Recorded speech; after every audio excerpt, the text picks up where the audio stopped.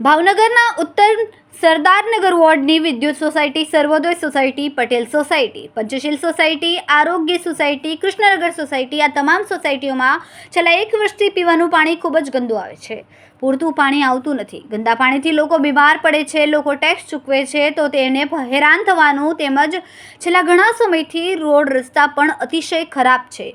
બાતંગી મંદિરવાળો road છેલ્લા 10 મહિનાથી ખોદેલો છે. સ્થાનિક લોકો દ્વારા અનેકવાર લેખિત અને મૌખિક રજૂઆત કરવા છતાં કોઈપણ પ્રકારનું પરિણામ નહીં મળતા આજે સ્થાનિક લોકોએ કોંગ્રેસના શહેર પ્રમુખ લાલભા ગોહિલને બોલાવીને રજૂઆત કરી.